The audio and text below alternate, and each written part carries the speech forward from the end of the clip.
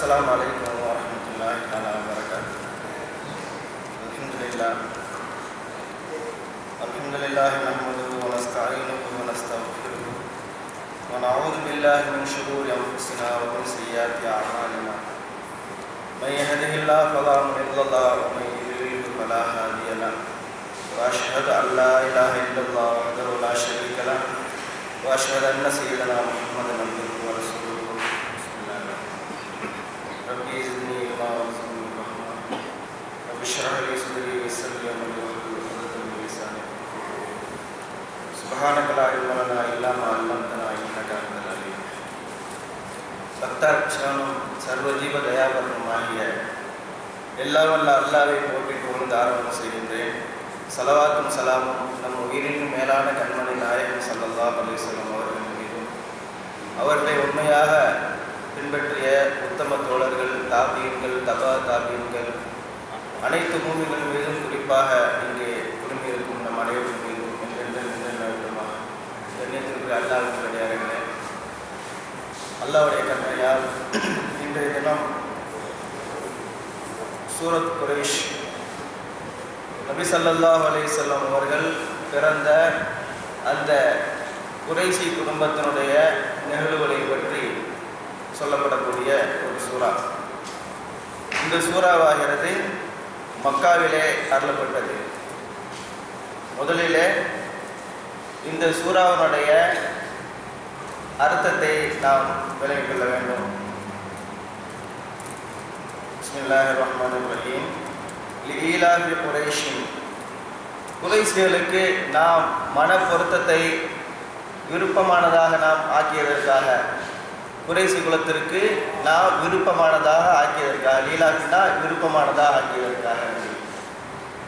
ஈலாபிஹிம் ரிஹலத் ஷித்தாய் வஸைஃப், கோடை காலத்துடைய அவருடைய பயணத்தையும் குளிர்காலத்துடைய அவருடைய பயணத்தையும் அவர்களுக்கு மன விருப்பமானதாக ஆக்கியதற்காக வேண்டி ஃபல் யாபுது ரப்ப ஹாதல் பைத், இந்த காபத்துல்லாவுடைய ரப்பை அவர்கள் வணங்கட்டும்.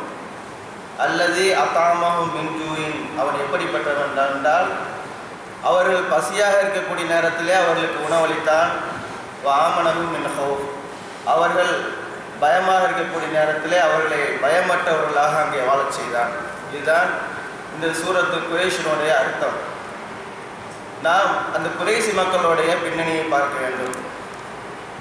பொதுவாக அரபு தேசத்தை பற்றி நாம் எல்லாம் அறிந்திருப்போம். அதனுடைய அமைப்புகள் வித்தியாசமானதாக இருக்கும். அரபு என்றாலே அதனுடைய அர்த்தம் பொட்டல் வழி, எதுவுமே அதாவது விவசாயம் செய்ய முடியாத ஒரு பொட்டல் காடு என்ற அர்த்தம் இருக்கின்றது. பாலைவனம் என்ற அர்த்தமும் இந்த அரபு என்ற சொல்லுக்கு இருக்கின்றது.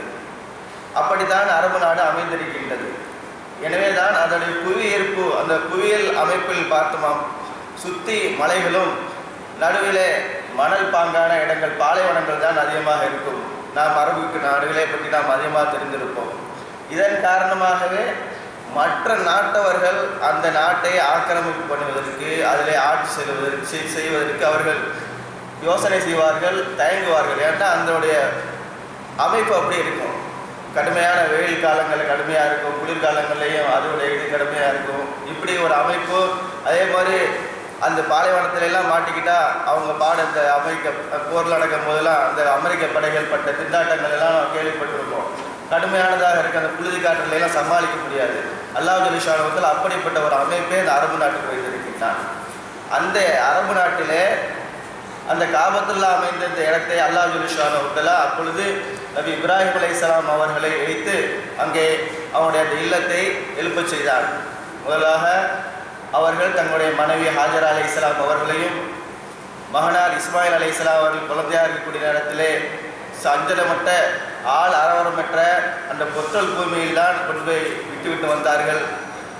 அதற்கு பின்னால் அங்கே ஜம்ஜம் கிணறு தோன்றியது என்ற வரலாறுலாம் நமக்கு தெரியும்.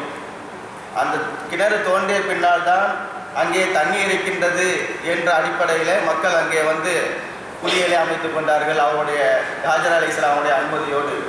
ஒரு கட்டத்தில் இஸ்மாயில் அலைஹிஸ்ஸலாம் வளர்கின்றார்கள். அங்கேயே திருமணம் முடிக்க அங்கே வந்து தங்கிய மக்களிடத்திலே அவர்கள் திருமணம் முடித்துக் கொள்கின்றார்கள். பின்னால் இப்ராஹிம் அலைஹிஸ்ஸலாம் அவர்கள் இவர்களை வரக்கூடிய நேரத்தில் அல்லாஹ்வுடைய கட்டளைக்கு இணங்க 2 பேரும் சேர்ந்து காபத்துல்லாவை கட்டுகின்றார்கள். ஏற்கனவே ஆதம் அலைஹிஸ்ஸலாம் காலத்தில் அந்த இடத்துல காபத்துல்லா இருக்கின்ற இதெல்லாம் நமக்கு தெரியும். இப்ராஹிம் அலைஹிஸ்ஸலாம் அவர்கள் இஸ்மாயில் அலைஹிஸ்ஸலாம் அவர்கள் அல்லாஹ்வுடைய கட்டளைப்படி அங்கே கட்டடமாக கட்டி காபத்துல்லாவை எழுப்புகின்றார்கள். அதற்கு பின்னால் தான் அவர்கள் இப்ராஹிம் அலைஹிஸ்ஸலாம் அவர்கள் துஆ செய்கின்றார்கள். ரப்பிஜல் ஹாதா பலதன் ஆமினா, யா அல்லாஹ் இந்த ஊரை அச்சமற்ற ஊராக நிம்மதியான ஒரு ஊராக ஆக்கி வைப்பாயாக என்று துஆ செய்கின்றார்கள். இன்னும் வர்சுக் அஹ்லஹு மின சமராத்தி, இங்கே இருக்கக்கூடியவர்களுக்கு பல வகையான பழங்களை நீ அவர்களுக்கு அளிப்பாயாக, ரிஸ்காக அளிப்பாயாக என்று துஆ செய்கின்றார்கள். அவர்கள் அளித்த அந்த கேட்ட அந்த துஆவை அல்லாஹ் கபூல் செய்ததன் காரணமாகத்தான் அந்த நாட்டிலே எந்த சீசனும் கிடைக்காத பழங்கள் எல்லாம் மற்ற நாடுகளில் இருந்து அங்கே வந்து கிடைக்கும். அங்கே விளையாவிட்டாலும் மற்ற நாட்டுடைய பழங்கள் எல்லாம் அங்கே வந்து கிடைக்கக்கூடிய ஒரு சூழலை அல்லாஹ் ஜல்லுஷானஹு வ தஆலா இந்த துஆவின் மூலமாக ஏற்படுத்தி வைத்தான். எனவே இப்ராஹிம் அலைஹிஸ்ஸலாம் தான் ஆரம்பத்திலே அந்த இடத்திலே காபத்துல்லாவை நிர்ணயித்து அதற்காக துஆ செய்தார்கள், மக்களை ஹஜ்ஜுக்காக அழைத்தார்கள். இந்த சம்பவம் நமக்கு அதிகமாக தெரியும். அதே போன்று குறைஷிகள் எப்படி வந்தார்கள் என்றால், ஆரம்பத்தில் இப்ராஹிம் அலைஹிஸ்ஸலாம் அவர்கள் நபியாக இருக்கின்றார்கள். ஓரிரை கொள்கையில தான் அல்லாஹ் மட்டும்தான் வணங்கணுன்ற கொள்கையில தான் இருந்தாங்க. லா இலாஹ இல்லல்லாஹ் தான் அல்லாஹ்வை தவிர வணக்கத்துக்கு தகுதியானவன் வேறு யாரும் இல்லை என்ற கொள்கையை தான் அவர்கள் போதித்தார்கள். அவருடைய மகன் இஸ்மாயில் அலைஹிஸ்ஸலாம் அவர்களும் அந்த கொள்கையை தான் போதித்தார்கள். அங்கே இருந்தவர்களும் அதை தான் ஃபாலோ பண்ணிக்கிட்டு இருந்தாங்க, பின்பற்றிக்கிட்டு இருந்தாங்க. அது எப்படி நாளடைவில் இவங்க சிலை வணக்கக்காரர்களாக மாறினாங்கன்னா, நாளாக நாளாக மக்கள் பெருக்கம் அங்கே அதிகமாகிடுச்சு. அப்படி அதிகமாகக்கூடிய நேரத்தில் சிலருக்கு அந்த ஊரை விட்டு வேறு இடத்துக்கு போய் குடியேறணும், அந்த மாதிரி ஒரு சூழ்நிலை வந்துடுச்சு. அப்போ என்ன செஞ்சாங்க, அந்த காபத்துல்லாவில் இருந்த அங்குள்ள இருந்த கல்லுகளை எல்லாம் எடுத்து சில பேர் அங்கே எடுத்து அவங்க போகிற இடங்களுக்கு கொண்டு போயிட்டாங்க. போனவங்க அதை வச்சு பறக்கத்துக்காக வச்சுருந்தாங்க. நாட்கள் ஆகிறது, ஜெனரேஷன் மாறுகிறது, அதை அவர்கள் வணங்க ஆரம்பித்து விட்டார்கள்.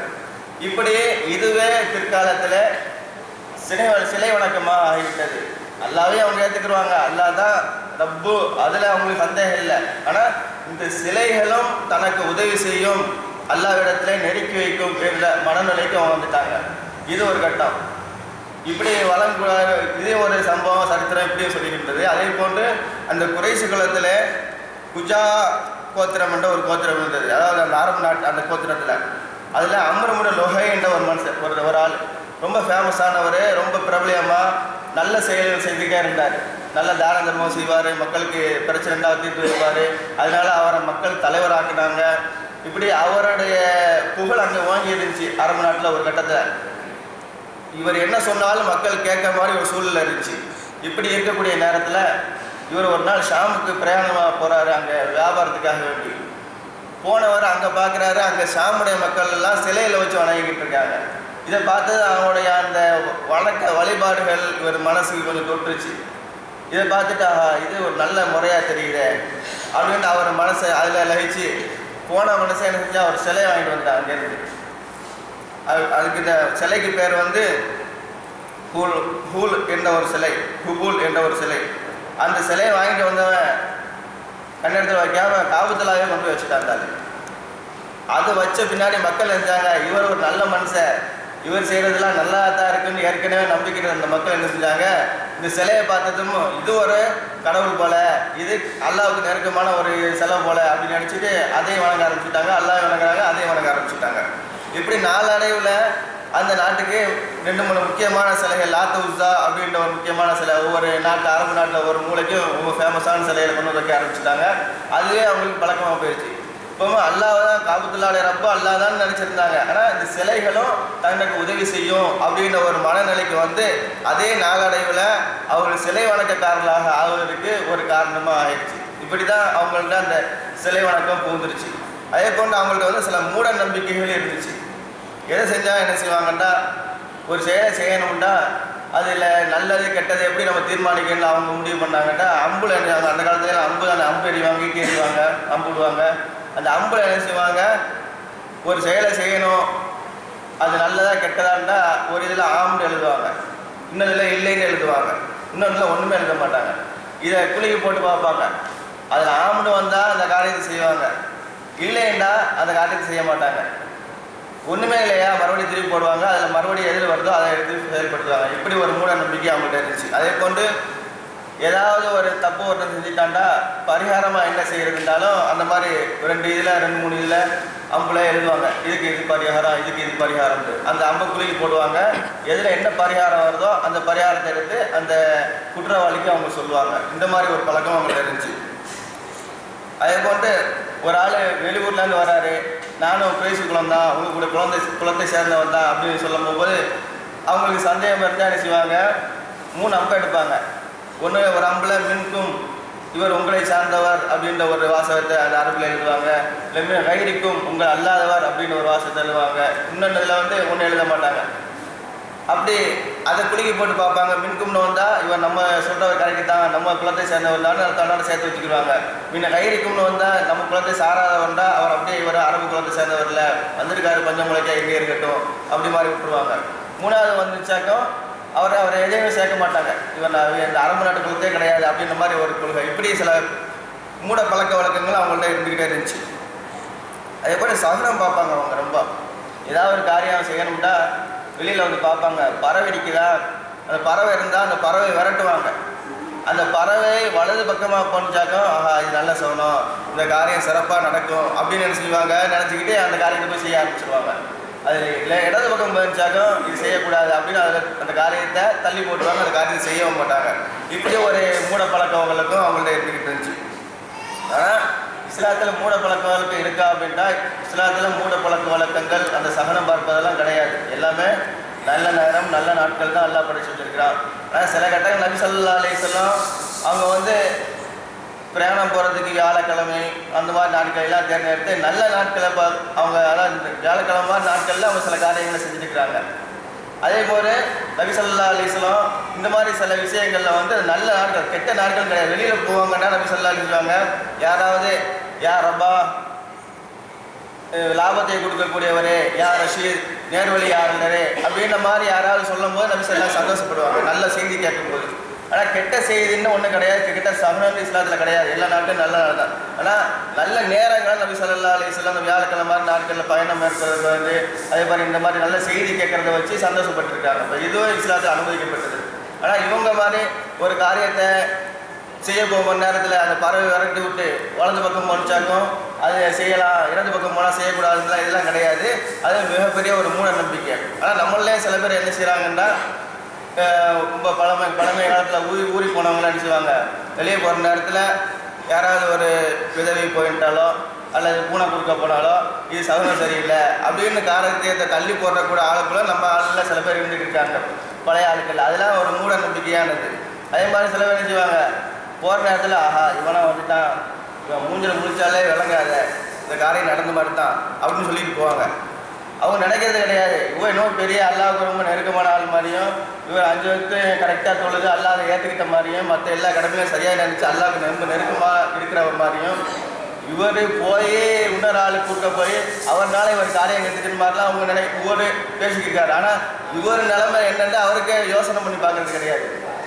யாருக்குனாலையும் யார் காரியம் கெட்டு போகாது, அல்லாஹ் நாடுறது தான் நடக்கும். நபி ஸல்லல்லாஹு அலைஹி வஸல்லம் அதிகமாக கேட்பாங்க, அல்லாஹும்ம லா யாத்தி பில் ஹஸனாத்தி இல்லா அன்த, யா அல்லாஹ் நன்மைகள் உன்னை தவிர யாராலையும் கொண்டு வர முடியாது. ஒரு நன்மையான காரியம் நடந்தால் அது உன்னால தான் நடக்காது. வலா எதுஹபு பிஸ்ஸையாத்தி இல்லா அன்த, அதே மாதிரி ஒரு தீய காரியமும் உன்னை தவிர யாருனாலையும் அது செய்ய வைக்க முடியாது. வலா ஹவ்ல வலா குவத்த இல்லா பிக்க, எந்த நடந்தாலும் அது அல்லாஹ்வுடைய நாட்டப்படி தான் நடக்குது. நம்மளுடைய ஈமான்லேயே ஒரு விதம் என்ன, வல் கதிரி ஹைரிஹி வ ஷர்ரிஹி மினல்லாஹி தஆலா, நன்மை தீமை அனைத்தும் அல்லாஹ்வுடைய நாட்டப்படி தான் நடக்குது. இதை நம்பினா தான் நம்ம முஸ்லீம். இதில் கொஞ்சம் மன குழப்பம் இருந்துச்சாக்கும் உண்மையான ஈமானே அவர் கிடையாதுன்னு அர்த்தம். எனவே நம்ம யார் குறுக்க போனாலும் ஒரு இது போனாலும் அதனால நம்மளுக்கு காரியம் கெட்டு போயிடும்னு நினைக்கக்கூடாது. அப்போ இவர் ரொம்ப சுத்தியான ஆள்னு அவர் நினைச்சிக்கிருக்காருன்னு அர்த்தம். அதை நம்ம அந்த எண்ணத்தை மாற்றிக்கணும், அப்படி ஒரு முறையாக நம்ம மனசில் வளர்த்துக்கக்கூடாது. அப்படின்னா அவருக்கு ஈமான் கம்மியாக இருக்குன்னு அதான் நினச்சிக்கணும். நம்ம போகிறோம், ஒரு பஸ்ஸு போயிடுச்சு, ஆஹா ஜஸ்ட் மிஸ் ஆயிடுச்சு, ஒரு நொடிக்கு முன்னாடி வந்துருந்தால் பஸ்ஸை பிடிச்சிருக்கலாம் அப்படின்னு கூட சொல்லக்கூடாதா. நபி ஸல்லல்லாஹு அலைஹி வஸல்லம் சொல்லியிருக்காங்க, இப்போ ஒரு நிமிஷத்துக்கு முன்னாடி இருந்தால் அந்த காரியம் முடிச்சிருக்கலாமே, அந்த மாதிரி கூட சொல்லக்கூடாது. ஏன்னா அந்த காரியம் நடக்கிறதா இருந்தால் அரை மணி நேரம் சென்று வந்தாலும் அந்த காரியம் நடக்கதான் செய்யும், அல்ல அதுக்குள்ளே ஏற்பாடு பண்ணி வச்சுருப்பான்.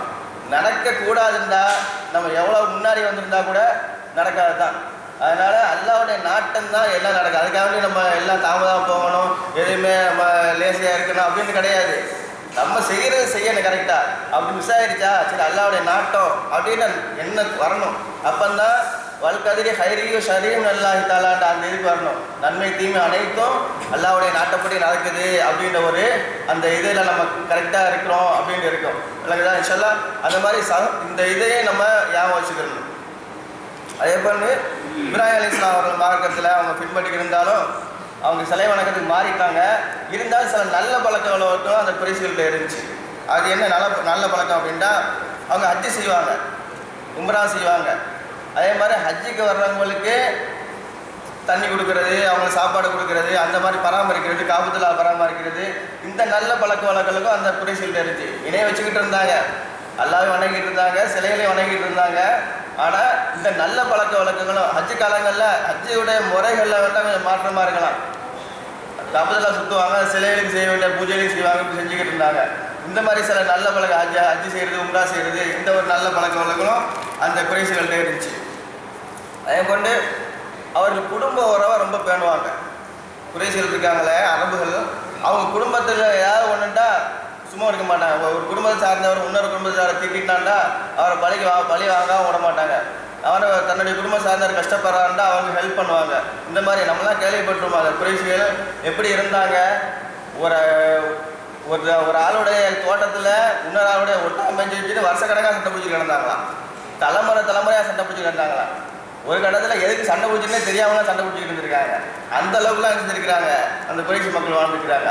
இப்போ இதில் வந்து என்ன குடும்ப உறவை நம்ம குடும்பத்துக்காக நீ செய்யக்கூடியதாக அவங்க நினச்சிக்கிட்டே செஞ்சுக்கிட்டு இருந்தாங்க. இப்போ நம்மளில் கூட ஊர்லலாம் பார்ப்போம், ஒரு ஆள் 2 பேரும் சேர்ந்து ஒருத்தர் அடிக்கிருந்தா 3ஆவது சம்மந்தமில்லாம் ஒருத்தர் வந்து அடிப்பான். ஏன் அடிக்கிறேன்னு கேட்டால் எதுக்கு இல்லை, எல்லாம் சேர்ந்து அடிக்கிறீங்களா, நாங்கள் அடிக்கிறோம். அந்த மாதிரிலாம் நடந்துக்கிட்டு இருக்கலாம். அந்த மாதிரிலாம் அந்த காலத்தில் இருந்துருக்காங்க. எதுக்கு அடிக்கிறேன்னு தெரியாமல் அடிச்சுக்கிட்டு இருக்காங்க. அப்போ அந்த மாதிரி குடும்ப உறவுகளுக்காக வேண்டி தன்னோட உயிரை கொடுக்க கூட அவங்க தயங்க மாட்டாங்க. அந்த மாதிரி குறைசிகள் இருந்துக்கிட்டு இருந்தாங்க. அது குலப்பெருமை, அவங்க குலப்பெருமை பேசுவாங்க, எங்கள் குலம் ரொம்ப உயர்ந்தது, அந்த மாதிரி இதுக்காக சண்டை பிடிச்சிக்கிட்டு இருப்பாங்க. அதே மாதிரி குடைத்தன்மை, தாராளமாக மற்றவங்களுக்கு என்ன செய்வாங்க, ஏழை கஷ்டப்படுறவங்களுக்கெல்லாம் தாராளமாக செலவு செய்வாங்க. அதுக்காக வேண்டி குடிப்பாங்க. இன்னும் குடைத்தன்மைக்கும் குடிக்கிறதுக்கு என்ன சம்மதம் பார்ப்போம். ஏன்னா குடிச்சா அவங்க என்ன காரணம் சொல்லுவாங்கன்னா, குடித்தா மனசு வந்து கொஞ்சம் ரிலாக்ஸாக இருக்கும், நம்ம கொடுக்கும் போது மனசு தடுக்காது, கொடுக்குறவங்க தடுக்காது. அப்படின்னா இவங்க நம்ம பேர் என்ன இந்த காலத்தில் நல்லா தொழுவுறாங்க, நோன்பு வைக்கிறாங்க. எவ்வளோ தொழுவு சொல்கிறீங்களா, தொழுவுறோம். நோன்பு வைக்க சொல்கிறீங்களா, நோன்பு வைக்கிறோம். காசை அது மட்டும் பேசாதீங்க. அப்படி எவ்வளோ பேர் இருக்காங்க, தொழுவுறாங்க, நோன்பு வைக்கிறாங்க, மற்ற வேலையெல்லாம் செய்வாங்க. ஆனால் பணம் கொடுக்குறாருன்னா அதை மட்டும் சொல்லாதீங்க. கூட 2 ரக்காத்து எக்ஸ்ட்ரா வேணா தொழுதுட்டு போகிறேன், அந்த காசு கொடுக்குற வேலையெல்லாம் சொல்லாதீங்க. நம்ம அந்த அளவு மாதிரிலாம் மனநிலையில் இருந்துக்கிட்டு இருக்காங்க. ஆனால் அந்த குறைசிகள் இந்த தவறான பழக்க வழக்கங்களில் இணை வைக்கக்கூடியதாக இருந்தாலும் கூட என்ன செஞ்சுக்கிட்டு இருந்தாங்க, குடைத்தன்மை இருந்துச்சு, கொடுத்தாங்க. அதுக்கு குடிக்கிறதுக்கு காரணம் சொல்லும்போது என்ன சொல்கிறாங்க, நான் குடித்தா இந்த கொடுக்கும்போது மனசு தடுக்காது அப்படின்ற மாதிரி அந்த சொல்லிக்கிட்டு இருந்தாங்க. அதே மாதிரி சூதாடுவாங்க. சூதாட்டம் கிடைத்துதான் அறவே கூடாது, எல்லாம் தடுத்துருக்குறேன். அதுக்கு ஒரு காரணம் சொல்லுவாங்க.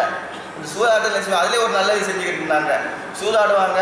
அந்த சூதாட்டத்தில் கிடைக்கக்கூடிய அந்த பணத்தையெல்லாம் என்ன செய்வாங்க, அந்த சூதாட்டத்தில் வெற்றி பெற்றவர் தன்னுடைய பங்கை மட்டும் அவர் எவ்வளோ கட்டினாரோ அதை மட்டும் எடுத்துக்கிட்டு மிச்சத்தை ஏழை எளிகளுக்கு தான தர்மம் கொடுத்துருவார், மிச்சம் கொடுத்துருவார். இப்படி ஒரு பழக்க வழக்கங்களும் அந்த நல்ல பழக்க வழக்கங்களும் அந்த குறைசிட்ட இருந்துச்சு. அதுக்காக குடிக்கிறது, சூதாட்டத்துலாம் நல்ல பழக்கம்னு சொல்லலை, அது நல்ல பழக்கம் செஞ்சுக்கிட்டு இதையும் செஞ்சுக்கிடுவாங்க. இதெல்லாம் ஒரு நல்ல பழக்கம் அப்படின்ற மாதிரி அவங்க நினச்சிக்கிட்டு இருந்தாங்க. இதையே அது நபி ஸல்லல்லாஹு அலைஹி வஸல்லம் அவங்களை தடுத்தாங்க. அதே ஒப்பந்தத்தை நிறைவேற்றுவாங்க. ஒரு காரியத்தை நான் இன்னும் செய்கிறேன், ஒரு ஆள் வந்து நம்ம ஒரு பொருளை கொடுத்து வச்சுருங்க, பத்திரமா வச்சுருங்க அப்படின்னு சொன்னால் எவ்வளோ வருஷமாக இருந்தாலும் அவங்க ஹயாதா இருக்க வரை வச்சுருந்து பாதுகாப்பாக கொடுப்பாரு. அந்த மாதிரி ரொம்ப ஒரு வைராக்கியமாக ரொம்ப உறுதியாக இருந்த ஒப்பந்தத்தை நிறைவேற்றுறதில்ல. அது ரொம்ப ஒரு ஃபேமஸான ஒரு சரித்திரத்தை சொல்லுவாங்க. சமவ் அலின்ற ஒரு ஆள், அவர்கிட்ட போய் இம்ரவுல் கைஸ் என்ற ஒரு மிகப்பெரிய ஒரு கவிஞன், அவர் ஒரு பொருளை, அதாவது போருக்கு போடக்கூடிய ஒரு கவசத்தை கொடுத்துருந்தாரு. இதை வச்சுருங்க, நான் வந்து பின்னாடி வாங்கிக்கிட்டேன், எனக்கு தேவைப்படும் கொடுத்துட்டு போயிட்டாரு. ஆனால் இந்த கவசம் வந்து ரொம்ப ஃபேமஸானது. ரொம்ப விலை மதிப்பானது, அதை ரொம்ப பாதுகாக்கக்கூடியது, உடம்பு அதாவது போரில் பாதுகாக்கக்கூடியது. எனவே இந்த கவசம் இவர்கிட்ட இருக்குது, இந்த சமவாளிகிட்ட இருக்குன்னு தெரிஞ்சுக்கிட்டு ஒரு கஸ்ஸான் இந்த ஒரு நாட்டுடைய மன்னர் இவர்கிட்ட கேட்குறாரு, நீங்கள் அந்த கவசத்தை எனக்கு தந்துருங்க, நான் உங்களுக்கு எவ்வளோ தர்றாரு. இவர் மறுக்கிறார், இல்லை நான் தரமாட்டேன். எவ்வளோ அவர் கேட்டு பார்க்குறாரு. கடைசியில் இவரை கொண்டுட்டு நம்ம எடுத்துடலான்ட்டு இவர்கிட்ட வந்துடுறாரு அந்த சமவாளி விட்ட. ஆனால் இவர் மன்னர் நம்மள்கிட்ட வந்து அபகரிக்கிறதுக்காண்டி வர்றாரு அப்படின்னு கேள்விப்பட்டு என்ன மாதிரி என்ன செஞ்சுறாரு, அந்த கவசத்தை எடுத்துக்கிட்டு ஒரு மிகப்பெரிய ஒரு கோட்டை, அந்த இந்த கோட்டையில் போய் ஒளிஞ்சுக்கிட்டா மன்னர் அந்த இடத்துக்கு போயிடாரு. போனவர் இருந்தாருன்னா அந்த சமவாளியுடைய பையன் கோட்டை உள்ள போக முடியாமல் வெளியில் மாட்டிக்கிட்டாங்க. அந்த பையனை வந்து இந்த அரசர் பிடிச்சிக்கிட்டு இவரை பையனை கையாக வச்சுக்கிட்டு நீங்கள் வந்து அந்த கவசத்தை கொடுக்கலன்னா உங்கள் பையனை நான் கொண்டுருவேன் அப்படின்னு மிரட்டுறாங்க. அப்போ கூட அவங்க என்ன செஞ்சல, நீ பையனை கொண்டாலும் பரவாயில்ல, நான் அம்மானியத்தை அந்த ஒப்பந்தத்தை நான் நிறைவேற்றணும், அவர் கரெக்டாக ஒப்படைக்கணும் அப்படின்னு சொல்லுவார். அபிமானியர் அந்த பையனே கொண்டு போயிடுவார். அவருக்கு இருக்க முடியல, அவருடைய காது அந்த சவுண்டு கேட்குற அளவுக்கு பையன் கொல்லப்படக்கூடிய சவுண்டு கிட்ட கேட்குறது, இருந்தாலும் தன் ஒப்பந்தத்தை நிறைவேற்றணும் அப்படின்ற ஒரு வேலையில் அவர் அந்த ஒரு உறுதியில் நின்றுட்டார். பையனை கூட அவர் இழந்துட்டார். இந்த அளவுக்கு அந்த குறைசிகள் ஒப்பந்தத்தை நிறைவேற்றக்கூடியதில் ரொம்ப ஒரு உறுதியாக இருந்தாங்க. இப்படியே நல்ல பழக்க வழக்கங்களும் அந்த குறைசிகள்கிட்ட இருந்துச்சு. சுய கௌரவம் ரொம்ப பார்ப்பாங்க அவங்க. அதே போன்று எது செஞ்சாலும் அதில் வந்து உறுதியாக இருப்பாங்க இந்த குறைசிகள். இப்படியெல்லாம் இருந்த அந்த குறைசிகள் இந்த நபி ஸல்லல்லாஹு அலைஹி வஸல்லம் நுபுவத்தை கொண்டு வந்து அந்த ஓரிரை கொள்கையை போதிக்கும் போதும் அதிலே ரொம்ப உறுதியான எதிர்ப்பை காட்டக்கூடியவர்களாக இருந்தார்கள். நபி ஸல்லல்லாஹு அலைஹி வஸல்லம் அவங்க இந்த குறைசி குலத்தை பற்றி அவங்க தன்னை சொல்லக்கூடிய நேரத்தில் அவங்க தன்னை பற்றி சொல்கிறாங்க. நபி ஸல்லல்லாஹு அலைஹி வஸல்லம்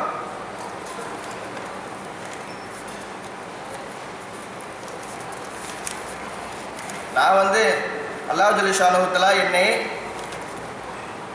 இப்ராஹிமுடைய சந்ததியிலே இஸ்மாயில் அலைஹிஸ்ஸலாம் அவளை தேர்வு செய்தான் அவங்களுடைய வழித்தோட்டத்தில் வர்றதுக்கு. ஏன்னா இப்ராஹிம் அலைஹிஸ்ஸலாம் அவருக்கு இஸ்ஹாக் அலைஹிஸ்ஸலாம் அப்படின்னு ஒரு மகன் இருந்தாங்க. அதில் இஸ்மாயில் அலைஹிஸ்ஸலாம் ரொம்ப சிறப்பானவங்க இஸ்ஹாக் அலைஹிஸ்ஸலாம் விட. இப்போ அவங்கள இஸ்மாயில் அலைஹிஸ்ஸலாமை தேர்வு செய்தான். அதே போன்று இஸ்மாயில் அலைஹிஸ்ஸலாம் அவர்களே கினானா குடும்பத்தை தேர்வு செய்தான் நான் பிறக்கிறதுக்கு. நபி ஸல்லல்லாஹு சொல்கிறாங்க, கினானாங்கிறது ரொம்ப ஃபேமஸான அரபு நாட்டில் ஒரு குடும்பம். அந்த குடும்பத்தை தேர்வு செய்தான். அதில் கினானா குடும்பத்திலேயும் குறைசிகளை தேர்வு செய்தான். குறைசிகளிலும் ஹாஷிம் குடும்பத்தை தேர்வு செய்து என்னை பிறக்க வைத்தான் என்ற கருத்துப்படி நபி ஸல்லல்லாஹு அலைஹி வஸல்லம் இந்த குறைசிகளை பற்றி ரொம்ப அதாவது ரொம்ப மேன்மையாக சொல்லியிருக்கிறாங்க. அதே போன்று இன்னொரு ஹதீஸில் படைப்பனங்களிலே ரொம்ப சிறந்த படைப்பாகிய இந்த மனித ஜின்னு 2 படைப்பு இருக்குது. அதில் சிறந்த படைப்பாக மனிதனிலே அல்லாஹ் என்னை படிக்க வைத்திருக்கின்றான், அது ஒரு எனக்கு சிறப்பு. அதே போன்று மனிதர்களே இருக்கக்கூடிய காஃபிர்கள் முஸ்லீம்கள் முஸ்லீம் அல்லாதவர்கள் என்ற அந்த பிரிவில் முஸ்லீமாக எல்லாம் என்னை பிறக்க வச்சிருக்கிறான், அது ஒரு எனக்கு சிறப்பு. அதே போன்று கோத்திரங்களிலே மிக சிறப்பான கோத்திரத்திலே என்னை பிறக்க வைத்திருக்கின்றான். அதே போன்று ஆன்மாவிலும் மிக சிறந்தவனாக அல்லாஹ் ஜல்ல ஷானஹு தஆலா என்னை வைத்திருக்கின்றான். நபி ஸல்லல்லாஹு அலைஹி வஸல்லம் அந்த குறைசிகளுடைய சிறப்பை பற்றி சொல்லி காமிச்சிருக்காங்க. இந்த அளவுக்கு அல்லாஹ் ஜல்ல ஷானஹு தஆலா அந்த குறைசிகளை சிறப்பாக வச்சிருந்தான்.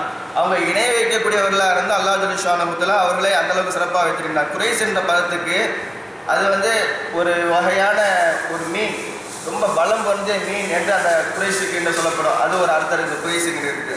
அதே போன்று குறைசிகளுக்கு சம்பாதிக்கக்கூடியவர்கள் என்ற ஒரு அர்த்தமும் இருக்கின்றது. ஏன்னா குறைசிகள் நல்ல சம்பாதிக்கக்கூடியவர்களாக இருந்தார்கள். இப்ராஹிம் அலைஹிஸ்ஸலாம் அவருடைய அந்த சந்ததியில் வரக்கூடிய அந்த கிரானா குடும்பத்தில் நபி ஸல்லல்லாஹு அலைஹி வஸல்லம் 12வது தலைமுறையாக அவர்கள் கிடைக்கின்றார்கள். அதிலே நுலரபுன கினானா என்பவர் சந்ததி தான் நபி ஸல்லல்லாஹு அலைஹி ரொம்ப ஃபேமஸாக அதில் வர்றாங்க. அதில் வந்து குறைசிகள் வந்து ரொம்ப தனியாக பிரிஞ்சு மக்கா விட்டு அங்கங்கே பிரிஞ்சு கிடந்தாங்க. அதில் அவங்களையெல்லாம் ஒன்றா சேர்த்தவர் வந்து குலைபுன கிலாப் என்ற இவர் தான் குறைசிகளெல்லாம் ஒன்றா சேர்த்து மறுபடியும் மக்காவில் அவங்களுடைய ஆட்சியை அவங்களுடைய அதிகாரத்தை கொண்டு வரக்கூடியவர் காரணமாக இருந்தார்கள். இவர்களுடைய மகன் தான் அப்துல் முனாப். நபி ஸல்லல்லாஹு அலைஹி வஸல்லம் முப்பாட்டனார் அப்துல் முனாப்னு சொல்லுவாங்களே, அந்த முப்பாட்டனார் அப்துல் முனாப் அவருடைய மகன் ஹாஷிம். அந்த ஹாஷிம் இந்த நம்ம சொல்லக்கூடிய இந்த குறைசி லீலாக்கு குறைசி சூறாவில் அவங்க ஒரு இது வர்றாங்க. இந்த ஹாஷிம் தான் குளிர்காலத்தில் ஒரு நாட்டுக்கும் கோடை காலத்தில் ஒரு நாட்டுக்கும் அந்த வியாபாரத்தை ஆரம்பித்து வச்சவங்க இந்த ஹாஷிம் தான். இவங்க மிகப்பெரிய ஒரு செல்வந்தர். நபி ஸல்லல்லாஹு அலைஹி வஸல்லம் பாட்டனார் இந்த ஹாஷிம் மிகப்பெரிய ஒரு செல்வந்தராகவும் அதே மாதிரி நல்ல ஒரு குணமுடைத்தவர்களாகவும் ஹாஜிகளை ரொம்ப கண்ணியப்படுத்தக்கூடியவர்களாக அவர்கள் இருந்தார்கள். அவங்களுடைய அசல் பெயர் அம்ரு. இவங்களுக்கு ஏன் ஹாஷிம்னு பேர் வந்துச்சுட்டா அவங்க என்ன செய்வாங்களா, ஹஜ்ஜுக்கு வரக்கூடியவர்களுக்கு ரொட்டி துண்டுகளை எல்லாம் பேரிச்சங்களாக சிறு சிறு துண்டுகளாக வெட்டி அதை தண்ணியில் போட்டு ரொம்ப நல்ல ருசியாக ஆக்கி அதை வந்து ஹாஜிகளுக்கு கொடுப்பாங்களாம். எனவே தான் இவர்களுக்கு வந்து அந்த அம்ருண்ட பேர் ரொட்டிகளை துண்டு துண்டாக வெட்டக்கூடியவர் என்ற பொருள்படக்கூடிய ஹாஷிம் என்ற பேராக அவங்க மாறிச்சு. இவங்க தான் வந்து வியாபாரத்தில் ரொம்ப முன்னோடியாக இருந்தாங்க. அந்த அடிப்படையில் தான் குறைசிகள் பிற்காலத்தில் இவர்களை ஃபாலோ பண்ணி தான் இருந்தாங்க. குளிர் காலத்தில் ஷாமுக்கும் கோடை காலத்தில் யமனுக்கும் பயணம் மேற்கொள்ளக்கூடியவர்களாக இருந்தார்கள். இவருடைய மகன் தான் அப்துல் முத்தலிப். நபி ஸல்லல்லாஹு அலைஹி வஸல்லம் பாட்டான அப்துல் முத்தலிப் நமக்கு தெரியும். அந்த அப்துல் முத்தலிப் அவங்க வந்து அவங்களுடைய காலத்தில் மிகப்பெரிய ஒரு 2 முக்கியமான நிகழ்வு நிகழ்ந்தது. ஒன்று ஜம்ஜம் கிணறு. இப்ராஹிம் அலைஹிஸ்ஸலாம் காலத்தில் இஸ்மாயில் அலைஹிஸ்ஸலாமுடைய கால்பட்டு ஜம்ஜம் கிணறு வந்துச்சுன்ற நம்ம நிகழ்ச்சியெல்லாம் நம்மளுக்கு தெரியும். நாளடைவில் அந்த ஜம்ஜம் கிணறு என்ன செஞ்சுட்டா ஒரு கூட்டத்தார்கள் மற்ற கூட்டத்தார்கள் அவங்க வந்து குடியேறி ரொம்ப அட்டகாசம் பண்ண ஆரம்பித்ததுமே அரபுகள்லாம் ஒன்று சேர்ந்து என்ன செஞ்சாங்க, அவங்களெல்லாம் வெளியாகிட்டாங்க. வெளியாகக்கூடிய நேரத்தில் இவங்களுக்கு ஏதாவது ஒரு பிரச்சனையை கொடுக்கணும், ஒரு நஷ்டத்தை ஏற்படுத்தணுன்ற அடிப்படையில் அவங்க என்ன செஞ்சாங்க, தங்கள்கிட்ட இருந்த அந்த பொருள்கள் எல்லாத்தையும் ஜம்ஜம் கிணத்துல போட்டு அதை நிறச்சி அதை மறைச்சிட்டு போயிட்டாங்க. அந்த மக்கள் அந்த அரபு நாட்டை விட்டு வெளியேற்றிய ஆத்திரத்தில் செஞ்சுட்டு போயிட்டாங்க. அதனால் அந்த ஜம்ஜம் கிணறு இதுக்கு பின்னாடி மறைஞ்சு போயிடுச்சு, தெரியாமல் இருந்துச்சு. இந்த ஜம்ஜம் கிணறு மறுபடியும் எப்போ வெளியில் தெரிய ஆரம்பிச்சுன்னா நபி ஸல்லல்லாஹு அலைஹி வஸல்லம் பாட்டனார் அப்துல் முத்தலிப் அவங்களுடைய காலத்தில் தான் அந்த ஜம்ஜம் கிணறு வெளியே தெரிஞ்சு. அப்போ இவங்க ரொம்ப அந்த அப்துல் முத்தலிப் அவங்க நபி ஸல்லல்லாஹு பாட்டனார் அப்துல் முத்தலிப் அவங்க ரொம்ப என்ன செஞ்சாங்க, ஜம்ஜம் கிணறு எப்படியாவது நம்ம கண்டுபிடிச்சிடணும், அதுக்காக வேண்டி பல அல்லாட்ட முறையிட்டாங்க. பல தடவை அவங்க வந்து அல்லாட்ட வேண்டிக்கிட்டு இருந்தாங்க. ஒரு நாள் அல்லா கனவுல அந்த இருக்கிற இடத்த காமிச்சா. இவங்க போய் ஆறுகளை கூட்டி போய் தோண்டி பார்த்தா ஜம்ஜம் கிணறு இருக்கு. இப்படி அந்த கிணறை கண்டுபிடிச்ச பின்னாடி குறைசிகள்லாம் வந்துட்டாங்க, எங்களுக்கு இதில் பங்கு இருக்கு, நாங்களே இதில் உரிமையாளர்கள் அப்படின்னு கேட்கக்கூடிய நேரத்தில் இந்த அப்துல் முத்தலிப் அவங்க அதுக்கு ஒத்துக்கல. இல்லை, நான் தான் அல்லாட்ட ரொம்ப முறையிட்டு இது எப்படியா கண்டுபிடிக்கணும் முயற்சி பண்ணேன், எனவே என்னுடைய குடும்பத்தினர்களுடைய சொத்து இது, நாங்கள் தான் இதை பராமரிப்போம் அப்படின்னு சொல்லக்கூடிய நேரத்தில் அவங்க கேட்கல. கடைசியில் அவங்களுடைய அப்போ உள்ள வழக்கப்படி ஒரு குறிவாகக்கூடிய ஒரு பொம்பளை ரொம்ப ஃபேமஸாக இன்னொரு நாட்டில் இருந்தா, அந்த பொம்பளைகிட்ட போய் பார்க்கலாம், அப்படி கேட்டு பார்ப்போம் அப்படின்னு எல்லாம் போகிறாங்க. குறைசிகளும் இந்த அப்துல் முத்தலிப் அவங்களும் போகக்கூடிய நேரத்தில் மழை பெய்யுது, கடுமையான தண்ணீர் தாகமாக இருக்குது, மழை பெய்யுது. மழை பெஞ்சா இந்த அப்துல் முத்தலிப் அவங்க மேலே மட்டும்தான் பெய்யுது, இவங்களுக்கு மேலே பெய்ய மாட்டேங்குது. கூட போனவங்க 2 தடவை நினச்சி 2 தடவும் அப்துல் முத்தலிப் மேலே தான் பெய்யுது. இதை பார்த்ததுமே அவங்களுக்கு ஷாக் ஆயிடுச்சு. அல்லாஹ் வந்து உங்கள் மேலே ஏதோ ஒரு விசேஷமான ஒரு ஆட்டில் வச்சுருக்கிறான், எனவே தான் மற்றவங்க மேலே பெய்யாமல் இவங்க மேலே மட்டும் பெய்யுது அப்படின்ட்டு அவங்க போனவங்க அந்த குறிப்பாக போனவங்க விளங்கிக்கிட்டு இவங்களுக்கே விட்டு கொடுத்துட்டு போயிட்டாங்க. இது ஒரு முக்கியமான நிகழ்வு வந்து நபி ஸல்லல்லாஹு பாட்டான அப்துல் முத்தலிப் அவங்க தலைவராக இருக்கக்கூடிய நேரத்தில் இது நடந்துச்சு. அதே போன்று தான் அஸ்ஹாபுல் ஃபீல் ஆபிரகாம் மன்னர் காபத்துல்லா இடிக்க வந்த வரலாறுலாம் நமக்கு தெரியும். அடுத்த வரக்கூடிய சூறாக்கள்லையும் சூரத்து ஃபீல்லையும் அதை பற்றி நம்ம பார்க்க இருக்கின்றோம். இப்போ அந்த அப்ரஹாம் மன்னர் என்ன செஞ்சால் காபத்துல்லா, அது நீண்ட சம்பவம். அப்ரஹாம் மன்னர் காபத்துல்லா இடிக்க வரக்கூடிய நேரத்தில் இவங்க ஒட்டகத்தை பிடிச்சி வச்சுக்கிட்டா, இவங்க போய் போகிறாங்க. போய் கேட்கக்கூடிய நேரத்தில் நான் காபத்துல்லா இடிக்க வந்திருக்கேன்னு நீங்கள் என்கிட்ட மன்னிப்பு கேட்க வந்திருக்கீங்களா அவங்க கேட்கக்கூடிய அவங்க சொல்கிறாங்க, ஏன் அதுக்கே நாங்கள் மன்னிப்பு கேட்கணும், காபத்துல்லா வந்து அது வேற ஒரு பொறுப்பாளர், அவன் வந்து ரப்பு வேற, இந்த ஒட்டகத்துக்கு நான் அதாவது நான் வந்து அந்த எஜமானர், அதனால் எனக்கு அதை கொடுத்துருங்க, காபத்துல்லா எஜமான அதை பார்த்துக்குறோம் அப்படின்னு உறுதியாக சொன்னாங்க. ஆனால் அதே மாதிரி அவன் கொடுத்துட்டான், அழிக்க வந்தான் காபத்துல்லாவை, அவன் அழிஞ்சு போனான சம்பவங்கள்லாம் நமக்கு தெரியும். இந்த நிகழ்வும் அந்த அப்துல் முத்தலிப் அவங்களுடைய காலத்தில் அவங்க தலைவராக இருக்கக்கூடிய நேரத்தில் தான் நடந்துச்சு. இதை வைத்து அந்த குறைசிகளுக்கு நல்ல மதிப்பு ஏற்பட்டுருச்சு. அரபுகள் மத்தியில் ரொம்ப மதிப்பு. இந்த இந்த காபத்துல்லா இடிக்க வந்ததை அழிஞ்சு போயிட்டாங்கல்ல, இதை வச்சு குறைசிகளுக்கு எக்கச்சக்கமான மதிப்பு உலக அளவில் போயிடுச்சு. அந்த காலத்தில் என்ன நடந்துக்கிடுச்சு, நிலைமை எப்படி இருந்துச்சுன்னா எங்கே பார்த்தாலும் கொலை இதான் நடந்துக்கிடுச்சு எங்கே பார்த்தாலும். ஆனால் இந்த காபத்துல்லாவை சுற்றி இருந்த இடங்கள்ல மட்டும் அது நடக்கலை. ஏன்னா அவங்க மக்கள் தெரிஞ்சு போயிடுச்சு, எவனா இந்த விளாட்டுனா இந்த மாதிரி நடந்துடும் அப்படின்ற ஒரு சூழலை உலகம் ஃபுல்லாக தெரிஞ்சு போயிடுச்சு. அதனால செஞ்சாங்க, காபத்துல்லாவில் மட்டும் எந்த ஒரு பிரச்சனையை வச்சுக்கிற மாட்டாங்க, அதை சுற்றி உள்ள இடங்கள்லாம் வச்சுக்கிற மாட்டாங்க. அது மட்டும் இல்லை, காபத்துல்லாவை இந்த குறைசிகள் காபத்துல்லாவை சுற்றி இருக்கிறாங்க. ஏன்னா குறைசிகளும் ரொம்ப உயர்ந்தவர்கள். அல்லாஹ் வந்து அவங்கள பாதுகாத்து வச்சிருக்கிறான்.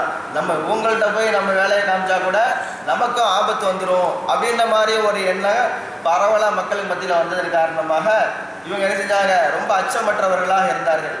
அதைத்தான் அல்லாஹ் ஜல்ல ஷானஹு இந்த சூறாவில் சொல்லி காமிக்கக்கூடிய நேரத்தில் ஈலாஃபி குறைஷின், குறைசிகளுக்கு நாம் மன பொருத்தமாக ஆக்கியதற்காக வேண்டி, அவர்களுக்கு விருப்பத்துக்குரியதாக ஆக்கியதற்காக வேண்டி, ஈலாஃபிஹிம் ரிஹலத ஷிதாய் வஸைஃப், கோடைகால பயணத்தையும் குளிர்கால பயணத்தையும் அவர்களுக்கு நான் விருப்பமானதாக ஆக்கி வைத்ததற்காக வேண்டி என்று அல்லாஹ் சொல்லிட்டான்னா, இந்த கோடை காலத்துலேயும் குளிர்காலத்தையும் என்ன செஞ்சாங்க, கோடை காலத்தில் இந்த யமன் பக்கம் ஷாம் பக்கம் போவாங்க, குளிர்காலத்தில் யமன் பக்கம் போவாங்க. நல்ல கொளுத்த லாபம். ஆனால் அந்த காலத்தினுடைய சூழல் எப்படி இருந்துச்சு, இப்போ மேலே ஃப்ளைட்டில் கப்பலில் எல்லாம் வந்து இருக்கும். ஊரில் வழிப்பறி அதெல்லாம் ரொம்ப கம்மி தான். போனால் நம்ம ஊரில் சென்னையில் தான் கஸ்டமர் சாதா ராபரியாக இருக்கும். அது மற்றபடி ஒரு பிரச்சனை இருக்காது. ஆனால் அந்த காலத்தில் எப்படின்னா, ஒரு ஊருக்கு போய் வியாபாரம் பண்ணோம்னா கால்நடையாக அவர் குழுக்களாக போவாங்க, உன்ன நாட்டுக்கு போவாங்க. அப்படி போகக்கூடிய நேரத்தில் இதுக்காக வேண்டியே வெயிட் பண்ணிக்கிட்டே செய்வாங்க. கூட்டமாக கொலை ஒவ்வொரு நாட்டிலையும் ஒரு கொள்ளை கும்பல் கூட்டம் இருக்கும். அவங்க வந்து அவங்க சம்பாதிச்சதெல்லாம் அடிச்சுட்டு போயிடுவாங்க, பறிச்சுட்டு போயிடுவாங்க. இப்படி ஒரு சூழல் எங்கே போனாலும் கொள்ளை இதுதான் நடந்துக்கிட்டு இருந்துச்சு. ஆனால் இந்த குறைசிகளுக்கு மட்டும் அது நடக்காது. ஏன்? அல்லாஹ் ஜல்ல ஷானஹு அந்த காபத்துல்லாவை இந்த யானை படத்துலேருந்து காப்பாற்றினால. இப்போ இந்த குறைசி மக்களும் காபத்துல்லாவும் மேன்மையானது, அல்லாஹ் அந்த ரப்பு உண்மையான ரப்புன்னு விளங்கியிருந்தாங்க. அங்கே போய் நம்ம ஏதாவது பண்ணால் நமக்கு ஏதாவது ஆயிரம்னு விளங்கியிருந்தாங்க. அதே போன்று இந்த குறைசி மக்கள் அல்லாஹ் அவங்க தான் அந்த காபத்துல்லாவை பராமரிக்கிறாங்க, ஹஜ்ஜுக்காரவங்களை பார்க்குறாங்க, எல்லாம் ஹெல்ப் பண்ணிக்கிட்டு இருக்காங்க. இப்போ இவங்க மேலே கையை வச்சாலும் நமக்கு ஏதாவது ஆபத்து வந்துடும் அப்படின்னு அவங்க விளங்கி வச்சிருந்ததுனால இவங்க என்ன செஞ்சாங்க, எப்போ வேணும் தைரியமாக போயிட்டு வந்தாங்க. குறைசி மக்களுக்கு ரொம்ப துளிர் தைரியமாக போயிட்டு வந்தாங்க. எல்லா நாட்டுக்கு போயிட்டு வந்தாங்க. எந்த ஒரு பிரச்சனை இருக்காது, அவங்க மனசுக்கு அச்சமற்றவனாக போயிட்டு வந்தாங்க. இந்த ஒரு நிகழ்வை தான் அல்லாஹ் ஜல்ல ஷானஹு சொல்லி காமிக்கின்றான். இந்த கோடைகால பயணத்தையும் குளிர்கால பயணத்தையும் அவர்களுக்கு மன விருப்பமானதாக நான் ஆக்கி வைத்ததற்காக வேண்டி என்று சொல்லிட்டு அல்லாஹ் சொல்றான், ஃபல்யஅபுது ரப்ப ஹாதல் பைத், நீங்கள் இந்த காபத்துல்லாவுடைய ரப்பை வணங்குங்கள்.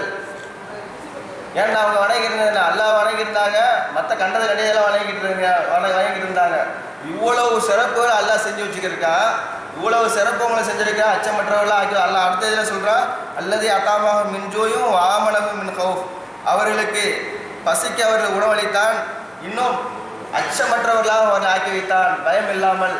இப்படிப்பட்ட அந்த அல்லாஹ்வை விட்டுட்டு நீங்கள் கண்டதையெல்லாம் வணங்கிட்டு இருக்கீங்கள, நீங்கள் அல்லாஹ்வை மட்டும் வணங்குங்க அப்படின்னு அல்லாஹ் ஜல்ல ஷானஹு இந்த ஆயத்தில் சொல்லி காமிக்கின்றான்.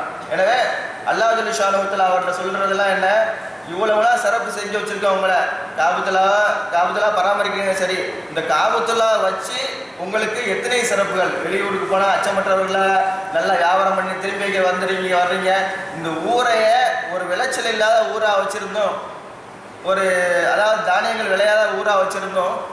எல்லா ஊருக்கு வகை கனிகளும் இங்கே கிடைக்கக்கூடிய ஒரு சூழல் ஏற்படுத்தி வச்சிருக்கிறான். மற்ற இந்த ஹஜ்ஜுக்கு வர்றவங்க என்ன செய்வாங்க, அவங்க பொருள்களை இங்கே கொண்டு வருவாங்க, அவங்களும் சாப்பிடுவாங்க, மற்றவங்களுக்கும் அவங்க பகிர்ந்து கொடுப்பாங்க. இப்படி ஒரு சூழலில் அல்லாஹ் அதான் சொல்கிறான், அல்லது அத்தாமாக மின் ஜூயின், அவர்கள் பசியாக இருக்கக்கூடிய நேரத்திலே உணவளித்தானே அந்த ரப்புகையை நீங்கள் வணங்குங்கள். அதே போன்று அவர்களை அச்சமற்று வைத்தானே அந்த ரப்பை வணங்குங்கள் அப்படி அல்லாஹ் சொல்லி காட்டிக்கிட்டான்.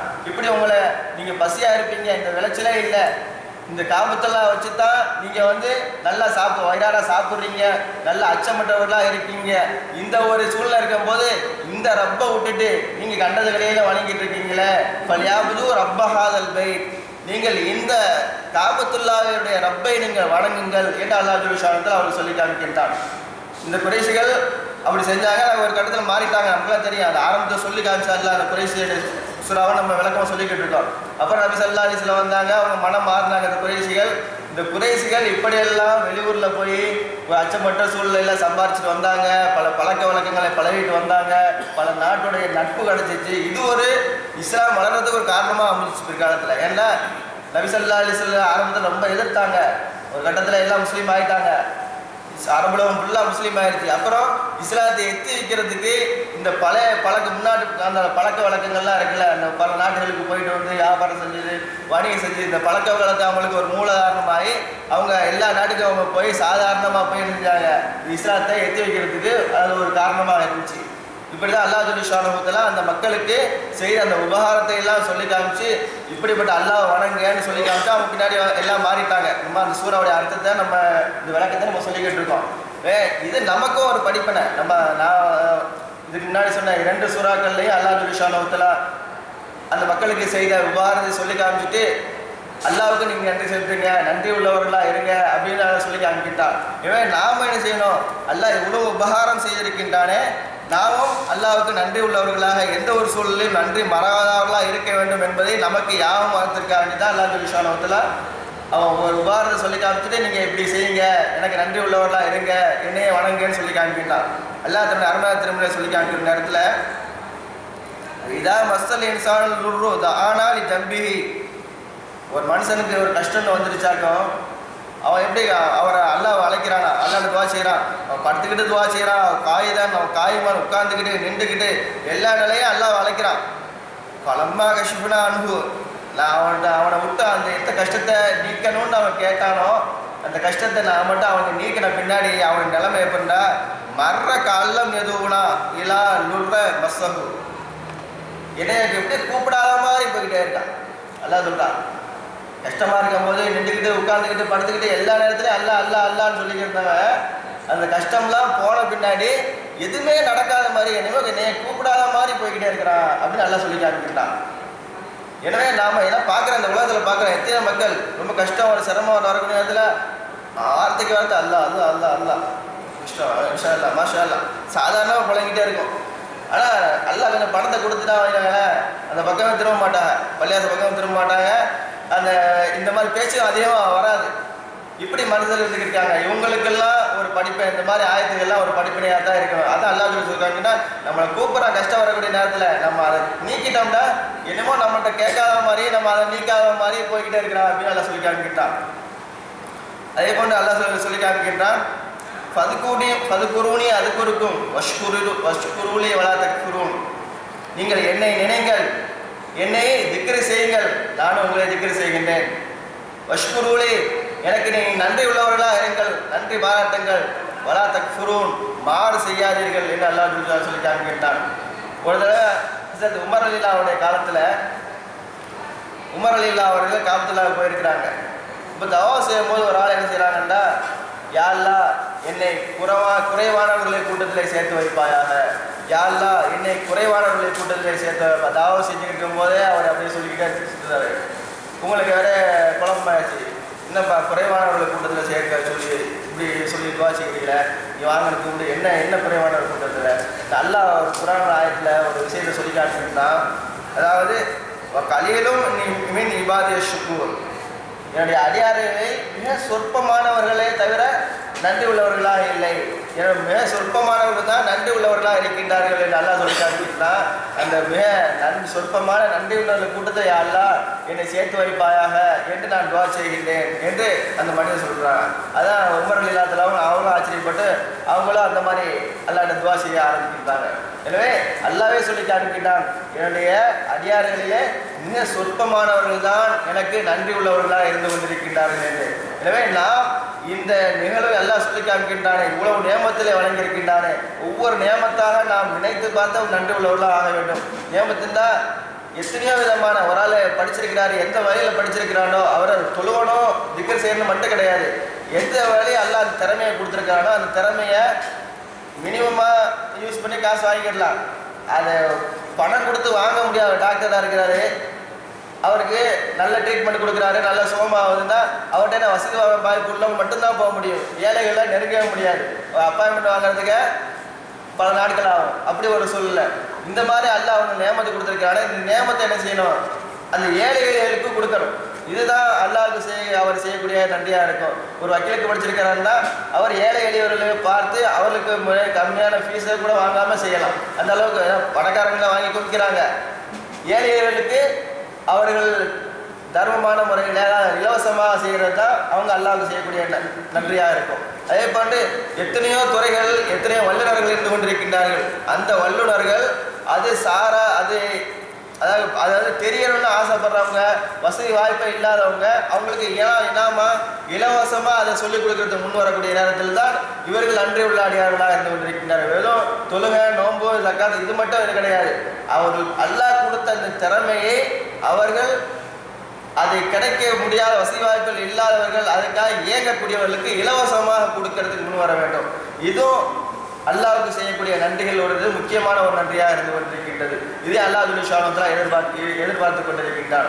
ஏன்னா அந்த காலத்தில் உள்ளவங்கெல்லாம் நன்மை செய்யணும்னா எப்படி போட்டி போட்டுருக்காங்க. நபி ஸல்லல்லாஹு அலைஹி வஸல்லம் காலத்தில் உஹது போர், அந்த உஹது போருக்கு வீரர்கள்லாம் தயார் செய்யணும். அப்போ நபி ஸல்லல்லாஹு அலைஹி வஸல்லம் வீரர்கள்லாம் வந்து அணிவகுத்து நிற்க சொல்கிறாங்க.